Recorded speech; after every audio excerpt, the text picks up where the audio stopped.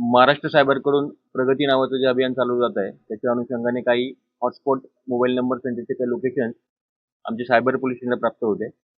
त्या अनुषंगाने cyber police स्टेशनचे पी-आय श्री पाटील आणि श्री जाधव यांनी त्याच्यावर वर्कआउट केलं आणि त्या वर्कआउटमध्ये असं निष्पन्न झालं की काही ठिकाणी नवी मुंबई पोलीस आयुक्तालयातील महापी या ठिकाणी 3 नंबर्स इंटरकनेक्टेड आहे आणि त्यांचे कॉलिंग होत आहे.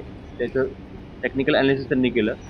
त्या अनालिसिसमधून आणि गोपनीय माहितीच्याद्वारे त्यांना एका ठिकाणी कॉल सेंटर असल्याची माहिती प्राप्त झाली. त्या अनुषंगाने काल तिथं त्यांनी रेड केली.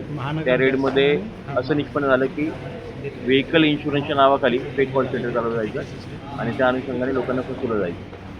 अजून माहिती घेतली असता त्या ठिकाणी असं निष्पन्न झालं की जी लोकं होती ती लोकं समोरील व्यक्तीला कस्टमर्सला डाटा त्यांच्याकडे प्राप्त होता आणि त्या अनुषंगाने कॉल करून सदर इन्शुरन्स क्लेम हा कमी किमतीमध्ये इन्शुरन्स जो आहे तो प्रीमियम जो आहे तो कमी किमतीत आम्ही आपल्याला देऊ अशी ते त्यांना फसवणूक भूलथापा देत होते आणि त्याच्या अनुषंगाने सदर कस्टमर हा त्यांच्याकडे इन्शुरन्ससाठी प्रीमियम भरत होता. इन्शुरन्सचं प्रीमियम भरल्यानंतर ते मात्र कुठल्याही प्रकारे कंपनीकडून जे मेजर मोटर जनरल इन्शुरन्सच्या ज्या कंपनीज आहेत त्यांना कुठल्याही प्रकारे ते प्रीमियम पे करत नव्हते आणि जेव्हा समोरचा कस्टमर फोन करायचा तेव्हा हे ब्लॉक लिस्टमध्ये टाकायचे. अमाऊंट ही प्रत्येक व्यक्तीची साधारणतः 10 ते 15,000 रुपये होती.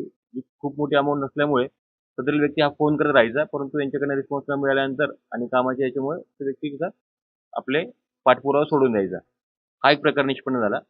त्यासोबतच दुसरा एक प्रकार त्यामध्ये निष्पन्न झाला की एखाद्या कस्टमरला त्यांनी पॉलिसी त्याच्याकडनं प्रीमियम भरला तर ते संबंधित मोटर इन्शुरन्स कंपनीला पॉलिसीचे प्रीमियम द्यायचे. त्याच्या अनुषंगाने पॉलिसी तयार झाल्यानंतर त्या पॉलिसीची कॉपी संबंधित कस्टमरला पाठवायचे. ज्यावेळी संबंधित कस्टमरला ती पॉलिसीची कॉपी मिळाल्यानंतर ते परत मोटर इन्शुरन्स कंपनीकडे जाऊन ती पॉलिसी कॅन्सल करायची. पॉलिसी कॅन्सल केल्यामुळे जे पैसे होते ते जी यांची फेक कॉल सेंटरची कंपनी होती त्याच्या अकाउंटला ते जमा व्हायचे आणि संबंधित कस्टमरकडे मात्र पॉलिसी असायची. तर अशा प्रकारे त्यांचा एक दुसऱ्या प्रकाराने फ्रॉड करत होते.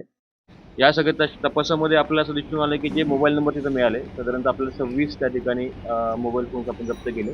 त्याच्यावर एकूण 145 तक्रारी प्राथमिक जी माहिती काढली आपण त्याच्यात निष्पन्न झालेल्या आहेत. त्या ठिकाणी आपण एकूण 3 आरोपी आपण अटक केले, ज्यामध्ये प्रसाद तोडणकर, फैयाज नासिर आणि वैभव इंगळे हे तिघं होते आणि त्या ठिकाणाहून साधारणतः 20 मोबाईल फोन, 27 कॉम्प्युटर्स, त्याचे हार्ड डिस्क आणि 5 लॅपटॉप असं जप्त करण्यात आलेलं आहे.